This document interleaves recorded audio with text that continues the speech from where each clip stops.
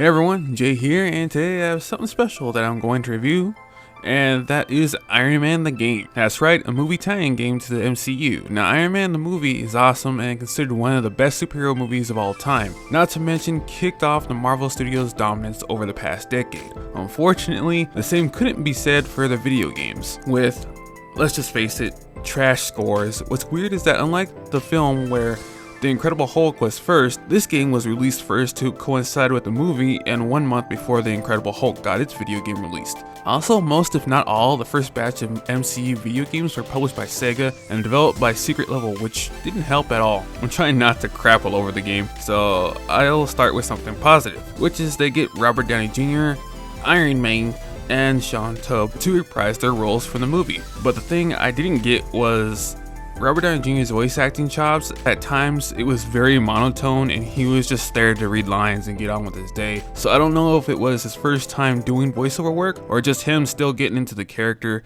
that is Tony Stark. The story is an abridged version from the movie with some added scenarios to extend playtime. I'll put that in parentheses, but I'll get to that in a bit. During a business trip to Afghanistan to demonstrate Stark Industries' new weapon, Tony Stark is kidnapped by the terrorist group 10 Rings, who orders him to build a missile for them instead. He and a fellow captive Yinsen secretly build a powerful suit of armor. During this time, Yinsen also acts as Stark's mentor, showing him humility and telling him of the horrors his company has caused, making Stark reconsider his life. Armed with a flamethrower and missiles, Stark uses the armor to destroy the terrorists' weapons and escape from the camp, but Yinsen is killed and the armor is destroyed. Upon being picked up by the Air Force and returning home, Stark declares that his company will no longer manufacture weapons, a move disapproved by his business partner, Obstia Stain. With the help of his personal AI Jarvis, Stark develops an updated and more powerful version of his armor, adding Stark Industries' new repulsor technology and flight capability. While testing his new suit at Stark Industries, Tony uses it to fend off an attack by the Magia crime family, who have been providing weapons for the 10 Rings. Stain secretly recovers the first Iron Man armor in Afghanistan and starts working with the company Advanced Idea Mechanics, or AIM, Stark Industries' former top buyers. To create a power source, Stark then returns home and battles Stain, who has donned the Ironmonger suit. As the battle reaches the top of Stark Industries, Stark orders Pepper to overload the reactor at the building. The plan works and Stain is killed. With a threat gone, Tony Stark decides to continue helping mankind as Iron Man. I can see why this is rated as trash, basically, as there are so many problems with this game that it shouldn't have been released in this state at all. But that's the fate of most movie tie-in games. Cash in when the movie is the new hotness for peak performance.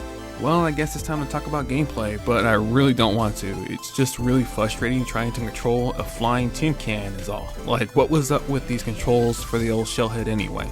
Who uses pressure-sensitive button presses to stay at a level altitude, especially when combat is involved? Like 1 minute you're trying to keep level and have targeting on an enemy, add just a little too much pressure, and Iron Man goes flying off in one direction getting mobbed along the way, then hoping to get your bearings without dying. It's like they didn't know how to get the flying down with as few button presses as possible and opted for as many as possible to be playable, which isn't saying much. Speaking of flight, how are you supposed to fight if you can't shoot anything at high speeds or dodge and counter correctly? You'll get bombarded by missiles non-stop from all angles. I mean, they give you a QTE to redirect missiles back, but you barely have any time to react and use it, or dodging for that matter. As for combat, they don't give you a warning that a missile has locked onto you, so most often than not, you are gonna get hit, so the QTE is kind of pointless unless you mash the entire time. As for dodging, it's hit or miss as you have to double tap the X button to dodge, and you might dodge or you might not, or you just might up getting hit or doing something else entirely. Customization seemed kinda cool, at least there's that, as I saw you can get money after completing the level and get funds to upgrade the armor. Well, you think that, right? But no, the armor stays the same through the whole adventure, and the only thing that changes is your attack, defense, and speed stats. You can mix and match parts to try and get a loadout you like, but I didn't find much of a difference from level 1 gear to level 3 gear other than they can cause and take more damage. The perks kinda work, but not all the time. The repulsors, depending on the level, can output large damage but slow fire rate, or small damage but fast fire rate,